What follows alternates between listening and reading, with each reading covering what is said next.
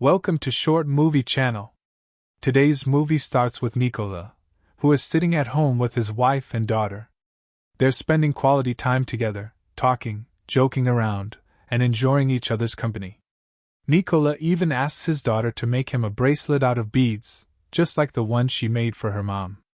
She happily agrees, makes the bracelet, and even writes her name on it. Suddenly, they hear a knock at the door. Nicola gets up to see who it is. When he opens the door, he's shocked as two men hit him on the head and storm into the house. These two men, named Arj and Dali, are professional criminals and thieves. Arj tapes Nicola's mouth shut and quickly starts stealing money and valuables from the house. Arj wants to leave, but Dali refuses. Dali grabs a knife and stabs Nicola in the stomach. He then turns his attention to Nicola's wife and drags her into another room, killing her as well. As for Nicola's young daughter, Dali assaults her before killing her too. Nicola, injured and in shock, collapses and loses consciousness. The case is turned over to the public prosecutor, with an officer named Ned assigned to investigate. Nicola meets with Ned and tells him he's written down everything he remembers about the incident and demands justice. Ned takes the papers but dismisses them, explaining that they've caught Arj and Dali. However, only Arj will face execution, as Dali has agreed to testify as a state witness. Nicola is furious because he knows Dali was the one who murdered his wife and assaulted her in front of him. Officer Ned explains that this is the best outcome they could achieve in the case. Nicola offers to testify himself, but Ned informs him that his testimony won't hold up since he was injured and semi-conscious during the crime. On the day of the trial, Nicola is devastated when Dali is acquitted and walks free, thanks to his testimony as a state witness. Nicola can't believe they let a criminal like Dali become a key witness. At that moment, Nicola decides to take justice into his own hands. 10 years later, we see Officer Ned at home, spending time with his daughter, who means everything to him. However, his work has caused him to neglect her at times. His wife argues with him because he refuses to attend their daughter's school meeting or her performance. Ned promises to watch the performance later on video, asking his wife to record it for him. On the day of Arj's execution, Arj is terrified. The execution method involves lethal injection, which is supposed to cause a painless death. However, something unexpected happens. Arj experiences excruciating pain and screams loudly before dying. Everyone is shocked. Upon investigation, they find a vial containing a solution that neutralized the sedative effect of the drugs, causing immense pain. Written on the vial is the same phrase Nicola said years ago when he found out Arj would testify as a state witness. No one can change fate. Meanwhile, Dali is at home watching the news and laughing, but he suddenly receives a phone call from an unknown person. The caller tells him that the police are on their way to arrest him. Dali thinks it's a prank until he sees the police approaching. He grabs his gun and escapes. The mysterious caller gives Dali instructions, telling him to wipe off his fingerprints, discard the gun, and run down a specific path. At the end of the path, a car will be waiting for him. Dali follows the instructions and gets into the car, which takes him to an abandoned place. When he steps out, he draws his gun, ready to confront the person who's been guiding him. However, he is shocked to discover that the person is Nicola. Nicola removes the wig and fake mustache he was wearing and tells Dali, "It's time for me to get justice for my wife and daughter." Nicola takes Dali inside the abandoned building and begins torturing him in every way imaginable. He places pictures of his wife and daughter on a mirror in front of Dali and starts cutting into his body piece by piece, filming every moment with a camera. The police arrive at the scene and discover what happened to Dali. They find his body torn into more than 30 pieces, leaving everyone in shock. At this point, they contact Officer Ned to inform him of their findings and let him know that the place where Dali was killed belongs to Nicola. Ned rushes to the scene and begins his investigation. When he arrives at Nicola's house, he finds Nicola sitting there, as if waiting for them. The police start searching the house and discover that Nicola was deeply invested in every detail of his wife and daughter's case. He had gathered everything related to the case, from newspaper clippings to court decisions. The police begin questioning Nicola, but he refuses to confess to anything. They find themselves left with two options: either Nicola confesses to the crime, or they find a witness to what happened. However, no one witnessed the crime, making the situation even more complicated. Meanwhile, Ned's daughter is at home, waiting for a videotape to arrive, showing her playing music at an event. When the video arrives, she quickly plays it, only to discover it contains footage of the crime Nicola recorded while killing Dolly. In the video, Nicola is wearing a mask that conceals his face. When the daughter sees the video, she screams loudly in shock. Ned hears the screaming and rushes into the house. He then goes to confront Nicola and decides to handle the interrogation himself. However, Ned fails to get any direct confession from Nicola, as all of Nicola's answers are vague, making matters worse. Ned asks Nicola outright, "Did you kill Dolly?" Nicola responds by saying he wished he had killed him, but this answer is not considered a direct confession. Frustrated, Ned believes this is an admission, but Nicola clarifies that under U.S. criminal law, a confession must be full, complete, and direct, and it must be made in the presence of at least 4 officers. Before Ned leaves, Nicola calls him back and tells him that if he wants a full confession, he must fulfill a specific request. When Ned asks him what he wants, Nicola tells him he wants a comfortable bed and a blanket to sleep on. Ned is angered by the request, but his superior orders him to comply with Nicola's demand to close the case. The request is fulfilled, which surprises and angers the other prisoners, as they wonder why Nicola is receiving special treatment.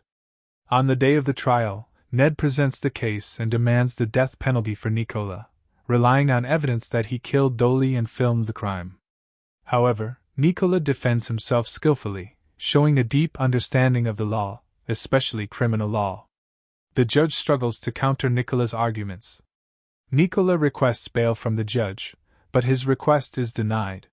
He continues to raise his voice and object in court, prompting the judge to rule that he should not be granted bail under any circumstances. Indeed, Nicola is sent back to prison again, and Nito goes to talk to him. He says, "You promised to confess everything if I brought you the mattress." At that moment, Nicola does confess and tells Nito that he was the one who killed Dolly. He also explains how he killed her. Not only that, but he also admits that he was the one who altered the solution meant for the victim because he wanted him to suffer the same way he saw his wife and daughter suffer. Nito decides that the confession is enough and prepares to turn Nicola in. However, Nicola surprises him with another request, saying, "What do you think about making another deal? In return, bring me specific food at a specific time." Nito laughs, surprised by the request, but Nicola replies, "Don't be surprised.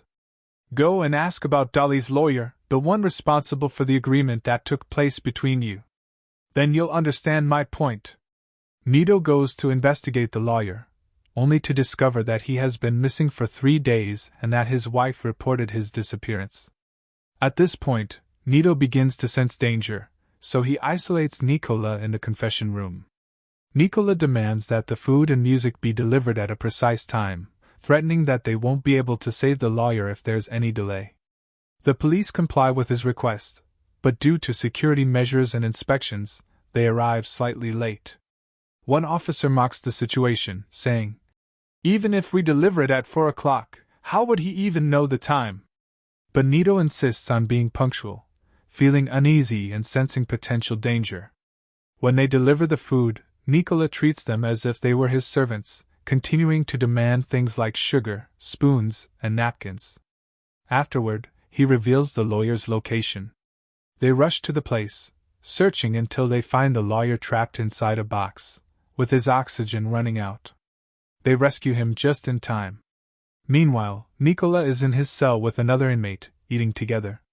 Suddenly, Nicola uses the knife and fork they gave him to kill his cellmate.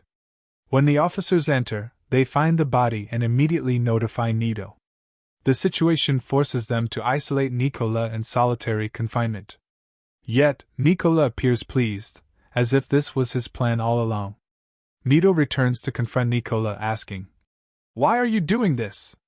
Why did you kill your cellmate? And what's your connection to the lawyer?" I'm not leaving until you tell me everything, Nicola replies.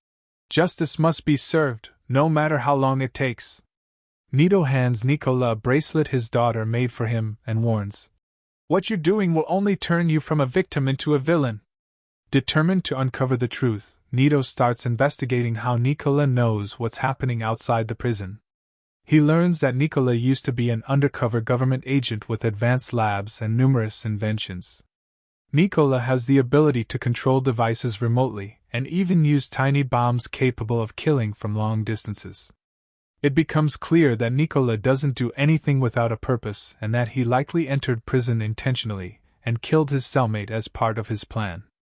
Realizing Nicola's meticulous planning, Nito concludes that Nicola has been waiting for the perfect moment to strike back. He requests that the court keeps Nicola in prison, but the judge refuses, stating that he's too dangerous to be released. Before she finishes her sentence, her phone rings, and suddenly it explodes, killing her instantly.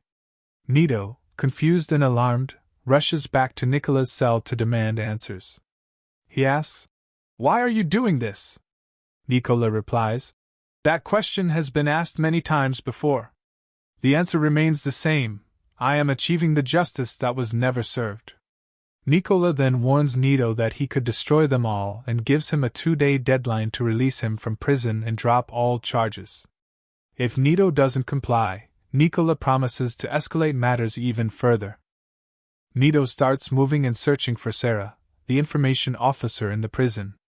He wants her help, but she refuses because she's afraid Nicola might kill her too. Everyone in the prison is terrified of Nicola. He even knows their departure times. Suddenly, the cars of all the officers connected to the case of Nicola's wife and daughter's death explode. Even Sarah's car blows up in front of Ned while he stands there helplessly. Ned realizes his car is the only one that hasn't exploded, so he searches the area thoroughly and finds remote signal devices. He goes to the new judge to talk to her, and they realize they must get Nicola out of prison. She tells him she'll give him a chance to stop everything that's happening before they consider releasing him.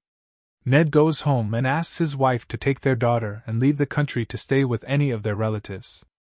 However, he insists they don't take any phones or anything related to technology. Ned feels lost and unsure of what to do. He contacts one of his colleagues, and together they go to the prison, take Nicola out, and confront him outside. They demand he stop what he's doing, but Nicola refuses. This leads Ned to beat him until he bleeds. Ned then threatens Nicola, saying he'll figure out who's helping him and take them both down. While heading to their colleague's funeral, they're shocked to encounter an electronic device controlling the cars. Suddenly, all the cars stop on their own. Everyone is confused, but Ned realizes it must be Nicola's doing. The device begins shooting at the people in the cars, targeting the officers specifically. It kills them all, including Ned's friend, leaving Ned as the sole survivor. Ned quickly returns to the judge, admitting he couldn't stop Nicola and expressing his desire to resign. She refuses to accept his resignation and calls for an emergency meeting, imposing a curfew across the city. Police presence is increased everywhere, including the prison, and Nicola is placed under tighter security. Yet Ned still can't believe how Nicola, in solitary confinement, is capable of orchestrating all of this. He suspects either someone is helping him, or he's doing it all on his own somehow. Determined, Ned starts investigating all of Nicola's properties and factories.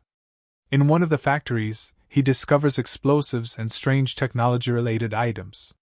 He also finds a tunnel that stretches from the factory to the prison. Ned follows the tunnel, which leads directly to the solitary confinement area. There, he finds police uniforms and other items, proving that Nicola was sneaking out and doing everything himself. Ned gathers evidence of Nicola's crimes, including writings on the wall stating that he aims to fight everyone at the core of their power. Ned calls his police colleague, requesting a bomb expert to defuse the explosives and locate Nicola. They discover Nicola has left the prison and gone to the city's judicial center to blow it up. At the center, Nicola begins planting explosives everywhere. Ned's team devises a secret plan to stop him without alerting Nicola. They infiltrate the site, mark the explosives' locations, and have the bomb expert delay their timers. Nicola attempts to leave and return to the factory with the tunnel, but the police spot him and inform Officer Ned. Once Nicola reaches his hiding place and changes back into prison clothes, he enters the tunnel to return to his cell. But this time, he finds Ned waiting for him.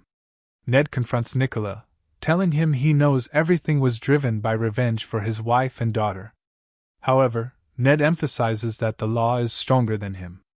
Nicola, unaware the explosives were defused, presses the detonator button. Ned looks at him and says, "You made your choice." Suddenly, the prison cell door locks, and Nicola realizes there are explosives hidden under his bed. The cell explodes, killing Nicola. And with that, the events of today's movie come to an end. We hope you enjoyed it. Don't forget to like the video and subscribe to the channel.